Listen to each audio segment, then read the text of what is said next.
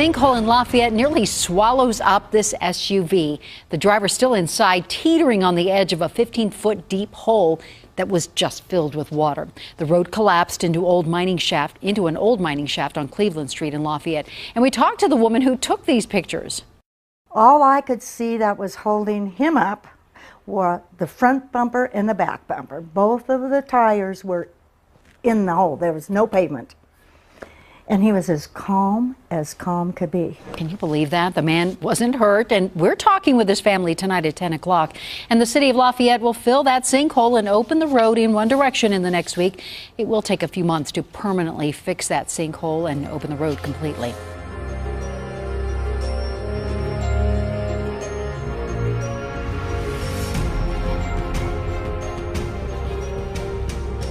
A tourist recording the scenery catches sight of a helicopter and zooms in for a closer look. At the same time, Yvonne Morrow and her group are looking out over the river. We were looking across at New Jersey and pointing things out on a tour when all of a sudden we heard this pop and made us look up.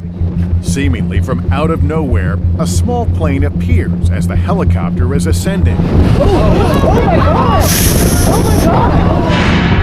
Devastating collision is captured on video. The remains of both aircraft fall to the water. Captain Corcoran is almost directly below the falling debris. Basically, at this point is when we had seen two major splashes. I didn't know what it was, to be honest with you, because it's the corner of my eye, just at this point right here. And it just went plop, plop. What the crew members had heard was people screaming. That's when I realized it was a small plane and a helicopter.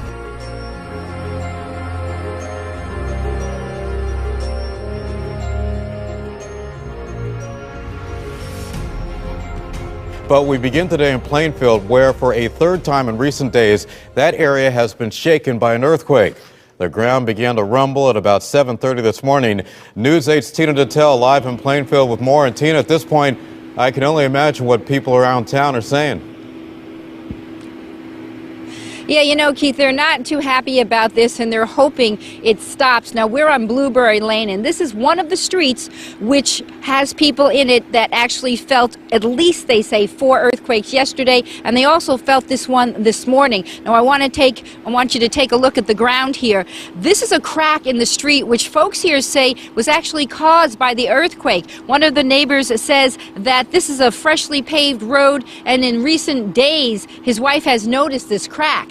Now, that same neighbor also brought us into his house. His name is Robert Elger, and he lives in the house right here. He tells us that he has also seen cracks in his house, one of them on his popcorn ceiling, and another neighbor actually told us the same thing. Now, he actually took some pictures off of his wall so they wouldn't fall down, one from his daughter. He didn't want to see that get cracked. Now, he works from home, and he says that was interrupted this morning by the quake.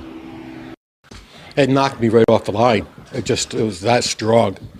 Off in the internet? Yeah, my computer froze up and it knocked me right off. Now, Elger tells me that he believes these smaller quakes have been happening for months, but because of the larger ones, the one this morning, the one last Thursday, and especially the largest one, which happened yesterday morning, he says that is just bringing attention to what has been happening here for a little while.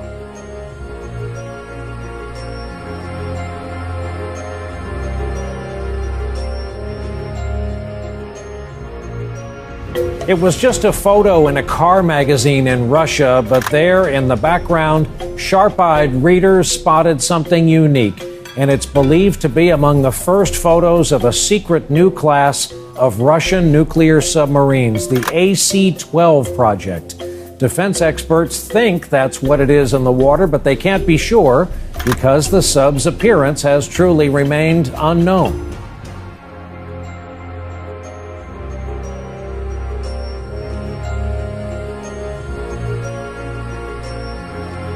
We turn now to a traffic stop gone wrong for one police officer in Florida. A woman taking off, dragging that sergeant and injuring him.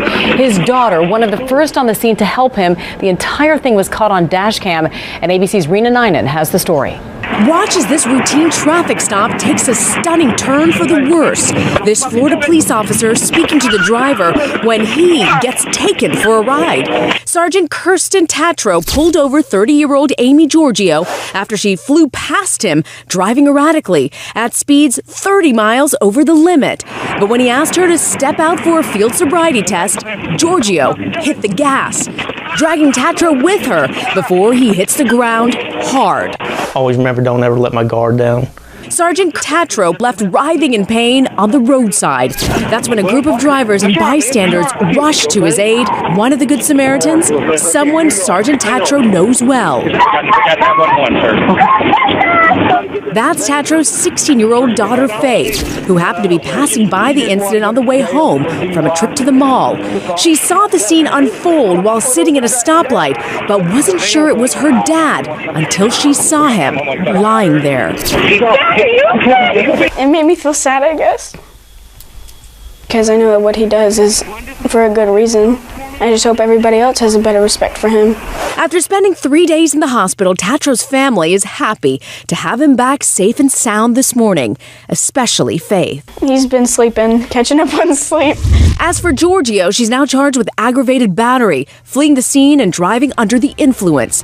And Sergeant Tatro, he says he's anxious to once again hit the streets, though definitely not like this again.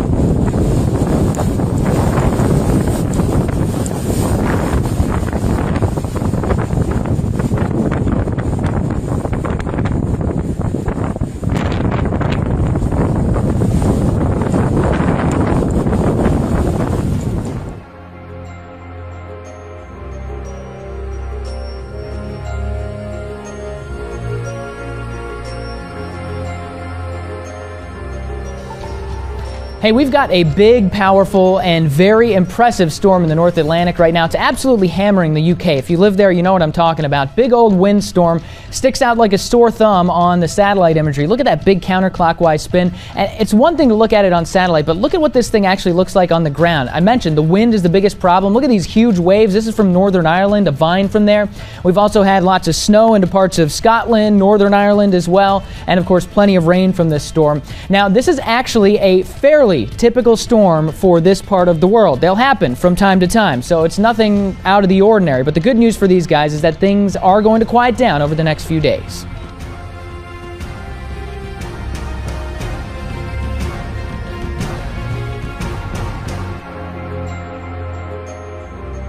First, we begin with yet another earthquake to hit our state. News 8's Tina Detel, who's been covering this story since the very beginning, is live in Plainfield today with what officials are now planning to do about all this. Tina. Well, Keith, they're planning on getting information out to people because people around here are worried. As you said, 11 earthquakes in 1 week. It was literally last Thursday that the first earthquake in this cluster hit this town and shook everyone up. Now, we're on Plainview Drive, which folks around here say is near the epicenter of where these quakes have been happening. One resident actually brought us into her home. She brought us down to the basement, to the bar area, where she says bottles and glasses had shaken and rattled and then fallen off shelves, causing a big mess down there. You can see some of that video right now. Now, the folks here say they are in a location where they feel everything. They felt all the earthquakes. They feel them very strongly. And like many throughout this town and beyond, they are worried if things do get worse. We do have some minor cracks in our bathroom walls, but I mean, they're minor, so we're not that worried right this second. But once, you know, if they keep getting any bigger, we could probably have some problems.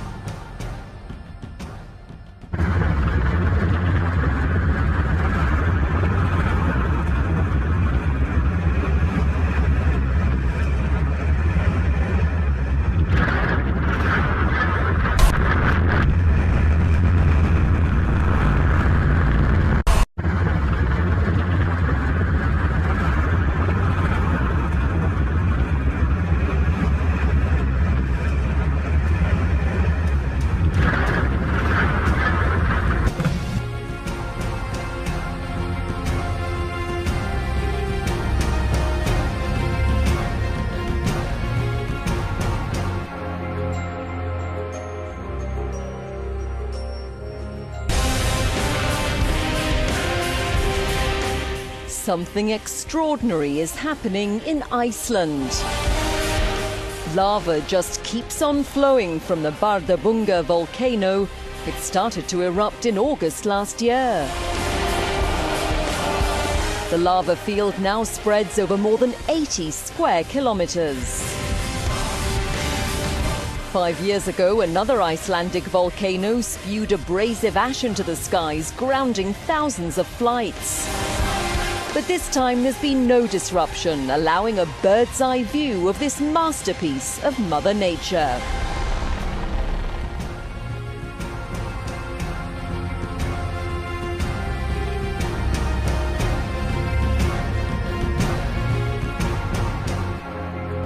Over 2,100 dead, almost 500 of them children. The war in Gaza made 2014 the deadliest year for Palestinians since 1967. Now the very first stage of a legal process that could see war crimes charges launched. When the Palestinian president Mahmoud Abbas signed the Rome Statute, the treaty that governs the International Criminal Court, on the last day of last year, he also signed a declaration giving the court jurisdiction from the 13th of June 2014. The chief prosecutor of the court, Fatou Bensouda, has now launched a preliminary examination into events from that date, in effect an initial inquiry to see if she should launch a formal investigation. In a statement, she said, upon receipt of a referral or a valid declaration, the Office of the Prosecutor, as a matter of policy and practice, opens a preliminary examination of the situation at hand.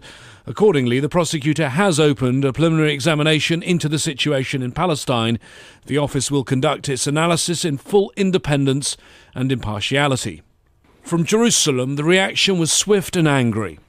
Prime Minister Netanyahu said, "It's absolutely scandalous that just days after terrorists butchered Jews in France, the General Prosecutor is beginning an inquiry against the state of the Jews, and this only because we defend our citizens from Hamas. Unfortunately, this probe renders the ICC part of the problem and not part of the solution." Experts, though, say the prosecutor's move is not politically motivated. I think the Israeli authorities should understand that this is a judicial process, and inherent in that is impartiality and application of law to facts. They also need to understand that the prosecutor will be looking at serious crimes committed by Israelis as well as serious crimes committed by Palestinians. It's almost 3 weeks since the Palestinians signed up to the Rome Statute. Their aim then was partly legal but also political. They knew that the legal process, now in its very earliest stage, was going to be extremely drawn out. Politically, though, in this highly charged period of an Israeli election campaign, they're already making waves. James Bays, Al Jazeera at the United Nations.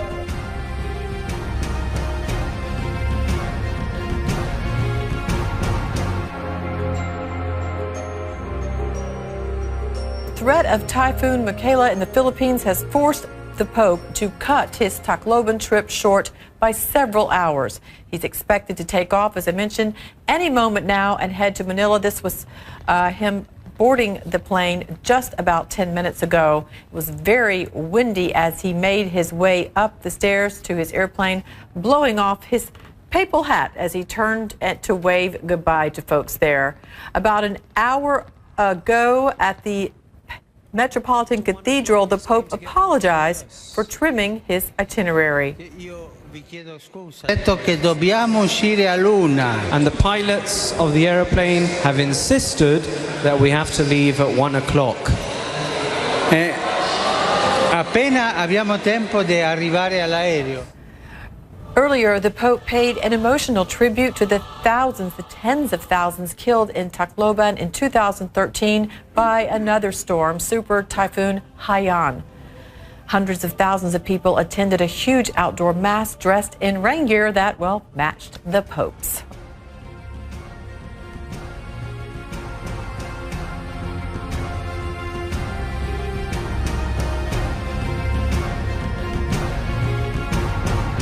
The devastation in southern Malawi.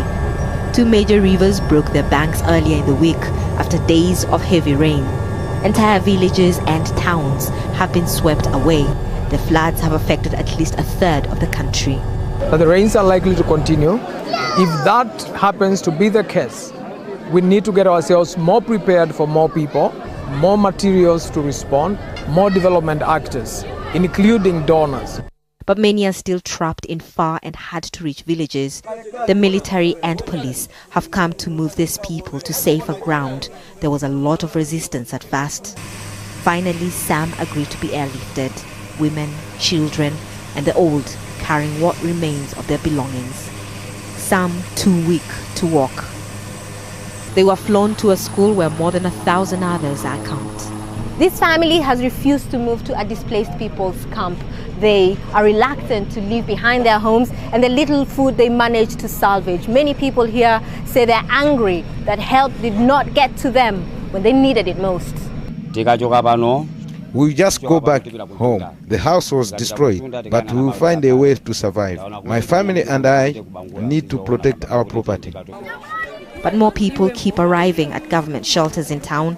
Esther is just 4 days old. She and her mother were airlifted on Thursday. Esther spent her first days in the hills, sleeping outside in the cold. She developed sores and is feverish, her mother says. I went into labor when the rain started. We were surrounded by water, so I gave birth behind our house. When the water was too much, I ran to the hills with my baby. Those who've opted to go back home are hoping that the worst is over. But either way, it will take all of them a long time to rebuild their lives. Catherine Soy, Al Jazeera, in Sanje district in southern Malawi.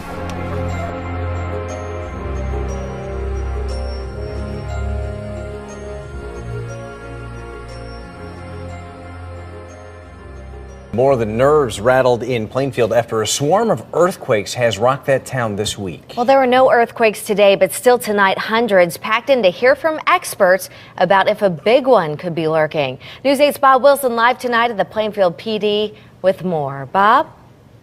They had dozens and dozens of people call 911 as those earthquakes continue to roll in. And tonight, the police chief, the first selectman, and the people in the town thought they'd get ahead of it. They invited an expert down to explain earthquakes, try to educate the people and give them some ideas on how to survive if a bigger earthquake hits this area. It was comparable to a very, very large thunder boom. Hundreds gathered at Plainfield High hoping for answers. 11 earthquakes have rattled windows and nerves in the past week, the largest measuring a magnitude of 3.3. What might be next? What is this leading up to? The town brought in an expert from Boston to talk about the recent seismic activity in the area, Dr. Alan Koska, the director of the Weston Observatory at Boston College. He says while earthquakes are nothing new to Connecticut, they are new to the Plainfield area, and he's trying to help people understand the science behind the quakes. There's no evidence that this is a sign of anything new and big to come. I don't want to say, that can't happen, but that's the thing that's challenging about earthquakes is that we really can't predict them. The first part of the seminar was to educate. The second part was on emergency services and what to do should a bigger size earthquake hit. They said there's the typical things, which find a door frame. That's one of your safest and strongest places in a building. But they also said get out of the building if you can, have a plan. And they went on from there saying there are a lot of things you can do to protect yourself in your home. Knowing where your utility shutoffs are, if you have gas, if you have propane, so you can shut those things off. And just know where to meet outside the house if you do have an emergency and if you do have to evacuate. Tonight, people left the meeting armed with knowledge, but were still a little on edge. They are used to blizzards and hurricanes, not earthquakes. People are very concerned. They're nervous. It's something that we've never experienced in Plainfield before, so therefore it's something they're concerned about. And people did come away with a sense of kind of relief, or at least an idea of how it works. In fact, you can't predict them, just kind of keeping their fingers crossed and hoping for the best. I'm Bob Wilson, reporting live in Plainfield, News 8.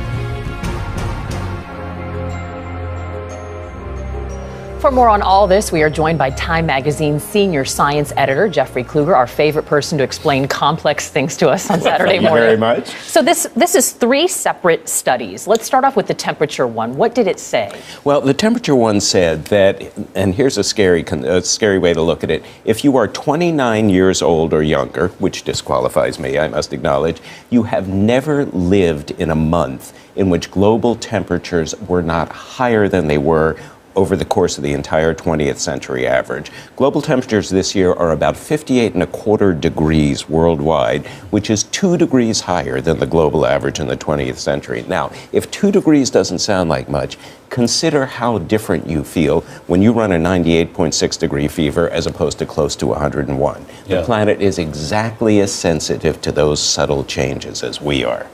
Jeffrey, one of the other studies, a Harvard Rutgers study, said that the oceans hadn't risen in the past century as much as we thought, 5 feet instead of 6. But it also said at the end of the century, it accelerated enormously, and we're now going up about a foot per century. What is that telling us? Well, this tells us that we reach this sort of tipping point event. As oceans warm and as ice caps melt, what happens is sunlight stops being reflected back into space. Instead, it begins being absorbed by the darker waters of the ocean. So the more the ice caps melt, the faster they melt, and the more water is poured into the oceans, causing sea levels to rise.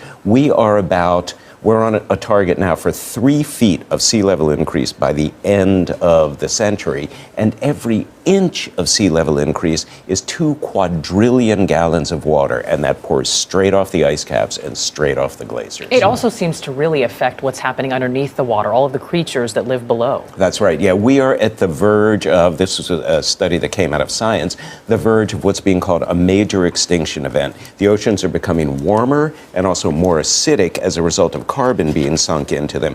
We're seeing collapse of fish stocks. We're seeing the migration of the surviving stocks from waters that have become too warm for them to colder waters. We're seeing collapse of coral reefs. Whales, which have until recently been protected by some global bans, are now dying as a result of collisions with the increased number of cargo ships. The ocean bottom is being damaged by bottom dredging and also by minerals resource mining. We're basically taking the one area of the world that we didn't have so much access to and damaging it in the same way we are the land. Such an important conversation to be having right now. It's quite scary. Jeffrey Kluger, thank you so much.